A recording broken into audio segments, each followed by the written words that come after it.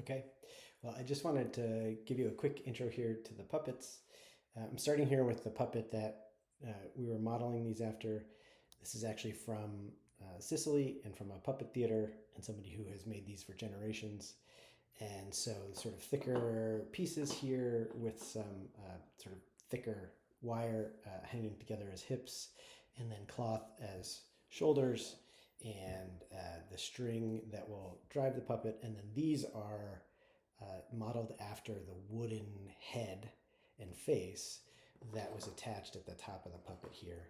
And so anyway, we had used these as sort of the model. What you probably got in your kit looks not as much like that. So it has this central piece, the torso. And again, this was probably the most complicated piece to think about right now. We've got where the shoulders connect, where the hips connect, and then a neck with a little bit of a hole in there to tie up the, basically make the puppet stand up straight.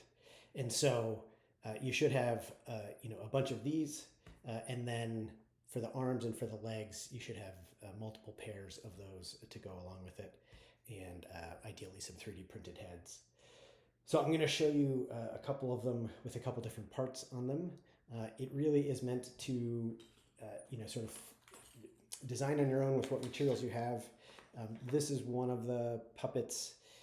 We have the face and head glued on, so slotted onto the neck. The key part there is tying the fishing line, so it's very thin. You could probably use thicker, not sewing thread, but some thread that's a little bit thicker than that, but would fit through the hole there. Tie that on, and then thread that up through the heads. And again, this is a double head. I think I sent all the good heads out to you all, but it'll have a narrower slot at the bottom, and then it'll have a slot at the top, and it also might have a hole in the back. So you can tie the knot in there, and then slide the head on there. And if you wanted to, you can glue the head on here. Otherwise, it should sit on there pretty well. Alternatively, if for some reason that was challenging, you could thread the fishing line or something through this little hole that's in the back of the head and out the top, and you could sort of tie a little knot on there. And then you want a long enough string going out from there that it would connect to the control bar that has sort of a fork with a stick out the middle, and then you would tie that to the middle one, and so that would just help keep the puppet upright. If you don't have that, what happens is the puppets sort of have to hang on their arms, and so you can't do much with them because they're always hanging on their arms like that. So that's the first thing. The joints are a combination of really flexible ones. You learn a lot about the human body when you do this. So for the shoulders and for the hips, what I found to be the right balance of some holding things together, but also some flexibility, was small pieces of pipe cleaner.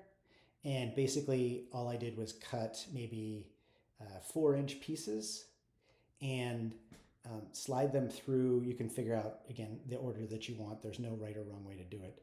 But slide them through and then loop them and twist. So basically you're creating a loop of this and you twist. One thing that's important to keep in mind is if you twist it too tight, like this is probably too tight, then there's a lack of range of motion.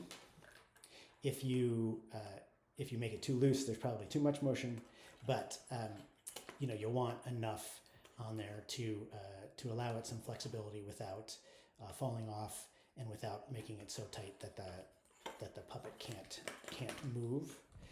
With the legs, what I have found for the hips is if you cut, let's say, and you can always cut it shorter, so I would say maybe a 6-inch or a 4-inch piece, and if you slot it through the upper legs, so the thighs, have one hole at one end and two holes at the other. If you slot it through the front of one leg and you sort of fold it back so it's in like a tight U shape, then you could put it through the two hip holes that are here, and then you can either twist it like that, or you could put it through the back, the hole on the back of the leg, and that will help keep it in place. And this gives it some flexibility, but mostly, still allows it to swing front and back. So you could do that for both of the legs if you want. The other joints are brads. So we have these small brads that we've used for a couple different projects, so we have them. But basically, you might want to find, if you can find ones that are slightly longer than this, and you can, again, test it out with whatever you have. But you can put this through the holes and connect it that way, and then just bend it back. And it, depending on the size of the hole and depending on the size of the brad and how you do it, some of them are looser, some of the joints are looser, some of them are a little bit tighter. I know we heard that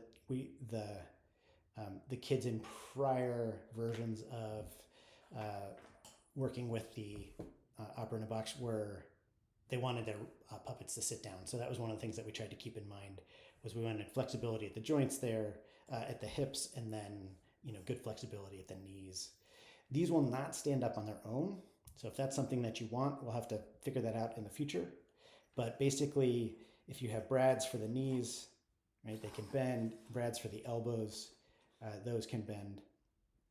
And then the final piece is just tying in, I used yarn here, but if you want it to be a little bit more hidden, I would use fishing line as well. And just tie a knot on one side, pull the line through, and then tie it up to the control bar at the top. And so you can imagine that it would be the line from one arm up to the control bar on one side, the line from the head up to the control bar, and then the line from the other arm up to the other part of the Y or the V on the control bar. So as the kids move that back and forth, the central line stays in line with the spine and the head, but the outside lines can move the arms up and down in that way. So we'll go with that for now, and you can let me know how it's going.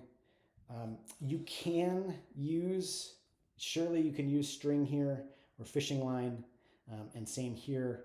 I think the key is what's easiest to find, what's easiest to tie knots with, and then does it give you the motion and flexibility that you want? Again, I tried a couple different things. I was having a difficult time getting the best sort of knots with yarn and the shoulders and the hips. So that's why I went with the pipe cleaners. And then this just seemed like the easiest way to do the elbows and the knees was the brads. But let me know if you have any questions there. I think that is generally it. And yeah, I hope it works out well. I'm excited to see some pictures and see how it goes. But let me know if you've got any feedback, and we'll incorporate that into the next version.